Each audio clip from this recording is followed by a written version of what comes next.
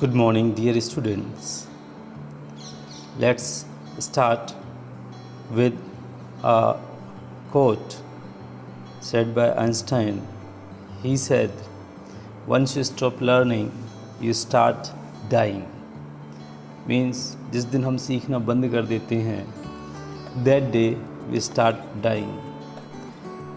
Now, today we will discuss and learn about simple distillation and fractional distillation and what are their uses. See, separation of two miscible liquid, यानी ऐसे दो liquid जो आपस में mix up हो जाते हैं और हम देखकर ये जान नहीं सकते कि कौन सा लिक्विड क्या है. In that case, we use simple distillation method to separate two miscible liquid, right?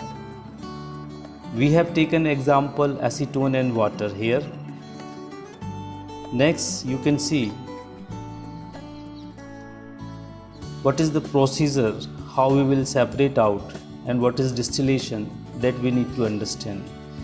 The method, the separating method is very much dependent on the distillation process. What is distillation?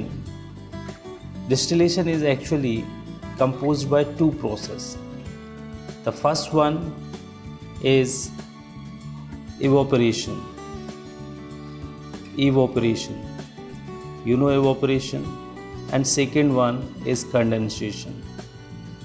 So evaporation when followed by condensation is known as distillation. Hope you will remember. And what is the method? Why it is used to separate two miscible liquid? Because when two liquids have boiling point difference more than 25 degree Kelvin, more than 25 Kelvin, if suppose two miscible liquid, दोनों liquid आपस में एक से दिखते हैं और उनके बीच का बॉइलिंग पॉइंट डिफरेंस जो है वो 25 केल्विन का है से ज़्यादा है, कम नहीं होना चाहिए, तो हम सिंपल डिस्टिलेशन प्रोसेस को यूज़ करेंगे, राइट. और ये प्रोसेस क्या होती है, इसमें ये बेस्ड होती है उनके बॉइलिंग पॉइंट पे. As you have been aware about, हर एक लिक्विड का बॉइलिंग पॉइंट डेफिनेट होता है. से फॉर एग्जांपल वाटर का कितना होता है boiling point? 100 degree Celsius, right. तो ऐसे एसीटोन का कितना होता है? 56 डिग्री सेल्सियस. हर एक लिक्विड का बॉइलिंग पॉइंट डेफिनेट होता है. And on that principle simple distillation work. So how we will separate two miscible liquid? Suppose we have given a mixture of two miscible liquid. हमारे पास miscible liquids का mixture है. Sorry.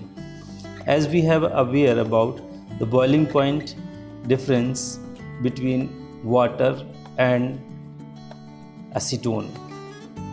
Here you can see in the diagram what we will do. What is the procedure? First we will take the mixture of acetone and water here, and then slowly we give heat to the mixture. Slowly हम mixture को गर्म करेंगे. As soon as the mixture get the heat, it evaporate. तो सबसे पहले कौन सा liquid evaporate होगा? जिसका बॉइलिंग पॉइंट कम होगा. एज वी नो दैट अब एसीटोन का बॉइलिंग पॉइंट कितना है? 56. तो सबसे पहले 56 जिसका बॉइलिंग पॉइंट है वो ऊपर की तरफ भागेगा और फिर इस पाइप के थ्रू ये इसकी वेपर्स यहाँ से आएंगे. और ये पाइप हमने कवर कर रखा है कोल्ड कंप्रेसर से. मींस एक कंडेंसर है, वाटर कंडेंसर, जिसमें हम क्या करते हैं, कोल्ड वाटर पास करते हैं. इस तरह से जो वेपर यहाँ से आती है इस तरफ से, वो क्या हो जाती है? कोल्ड हो जाती है और कंडेंस हो जाती है. And that convert vapour into liquid again. So here you can see the acetone. We got the acetone. and remaining liquid is water here in the mixture container.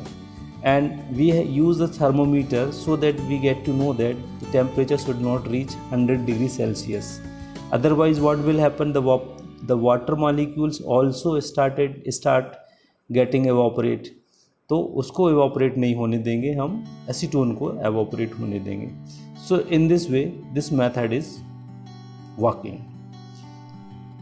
Here we have seen simple distillation method. If suppose you have been given a liquid whose boiling, a mixture of two liquids whose boiling points difference is less than 25 degree Celsius, ऐसा liquid दिए हुए हैं आपको जिसका boiling point जो है वो 25 degree Celsius से कम है, उनके बॉइलिंग पॉइंट का डिफरेंस. जैसे बेंजीन का बॉइलिंग पॉइंट डिफरेंस अभी बताया हुआ था आपको, कितना होता है 89, और साथ में इसके हमारे पास और भी है, जैसे कि हम एसीटोन, एथिल अल्कोहल और वाटर. हमारे पास सपोज 3 मिक्सचर है. हमारे पास जो मिक्सचर है वो है एसीटोन, एथिल अल्कोहल और वाटर. ये देखने में एक से दिखते हैं, आप देख के नहीं बता सकते कि कौन सा वाटर है और कौन सा एसीटोन है, कौन सा एथिल अल्कोहल है. ये सेम होंगे, डेंसिटी भी मोर और लेस सेम ही होती है, इसलिए ये आपस में मिक्सअप हो जाते हैं. तो इनका बॉइलिंग पॉइंट क्या है 56, 78 एंड 100 डिग्री, ये आपको याद रखना है. अब इन तीनों के मिक्सचर को हम सबसे पहले मिक्सचर कंटेनर में ले लेंगे और यहाँ से हम इसको slowly will start heating up. और यहाँ टेम्परेचर हमने फिक्स कर रखा है so that we have eye on the boiling point. As soon as the mixture container temperature of mixture container reached above 56 and below 78, what will happen, the all acetone will be evaporate. तो जैसे ये सारा acetone evaporate होगा ये सबसे ऊपर भागेगा और यहाँ से हम उसको फिर कलेक्ट कर लेंगे. ये वाटर कंडेंसर दिया लगा हुआ है और ये एक हमारे पास क्या है कंटेनर है. तो सबसे पहले हम कौन सा लिक्विड वेपराइज होगा, सबसे पहले एसीटोन, क्योंकि इसका बॉइलिंग पॉइंट 56 है. सारा एसीटोन अलग हो जाएगा. Then we start heating up again and this time we will check that temperature should not reach up to 100 degree, below 100 degree, above 78. इतने पे टेम्परेचर रखेंगे तो सेकेंड लिक्विड जो एथिल अल्कोहल है वो एवोपरेट हो जाएगा और हम उसको भी यहाँ पे कंडेंस करके कलेक्ट कर लेंगे. And remaining is water. So in that way we can separate a mixture of 2 or more miscible liquid, but make sure that the boiling point difference between the liquid should be less than 25 Kelvin. Now moving ahead and we will see what are its applications. इसके applications क्या होते हैं, कहाँ हम इसको use करते हैं.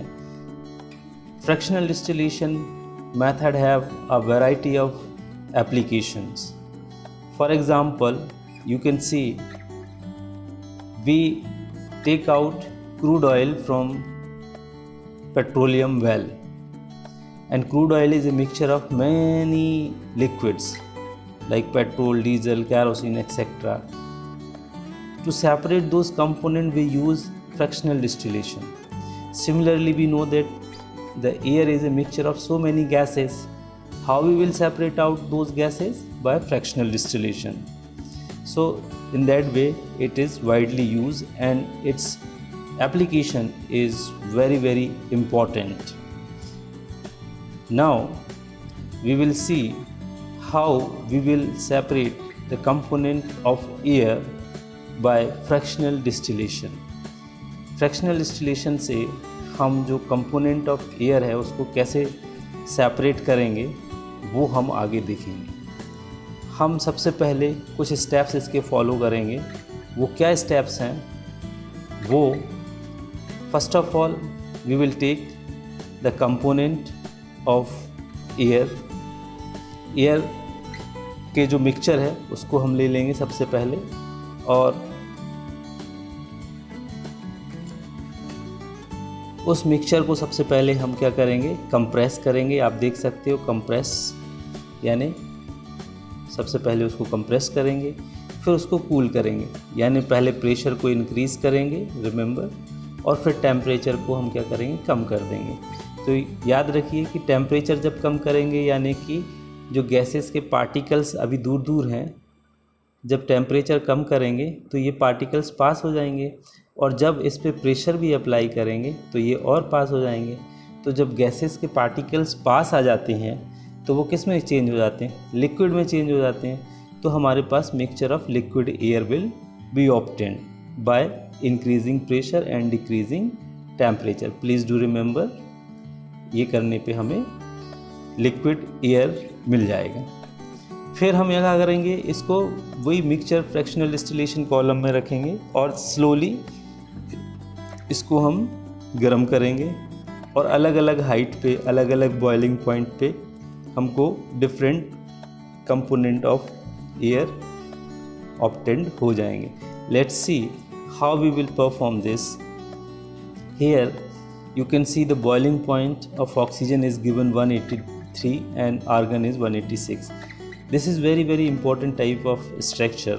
Here you can see the first of all what we will do, we will filter the air. यहाँ जो फिल्टर लगा हुआ है इस पे हमने एयर को फिल्टर कर देना है। फिल्टर एयर, फिर ये पिस्टन है, पिस्टन यानी यहाँ पे P है, प्रेशर इंक्रीज़ हो रहा है। मैंने बताया था आपको प्रेशर इंक्रीज़ करेंगे सो दैट ये जो है ये क्या होगा, इससे मॉलिक्यूल्स पास आ जाएंगे, और मॉलिक्यूल्स जब पास आ जाएंगे फिर इसको क्या करेंगे, आगे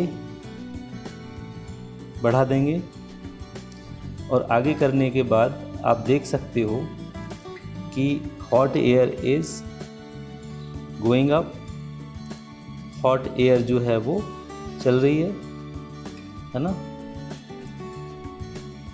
just minute, okay, hot air is going here and hot air is there, and that hot air is moving into a chamber where you can see a rolled pipe is there.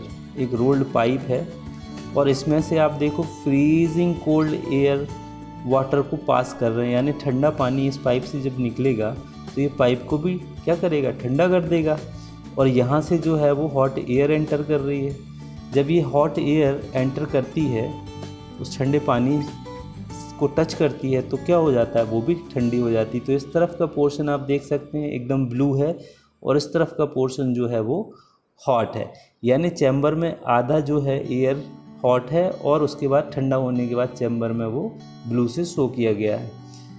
अब क्या हुआ, यहाँ तक air जो है वो cold है और कंप्रेस्ड है। कंप्रेस्ड यहाँ हो गई थी और ठंडी यहाँ हो गई है।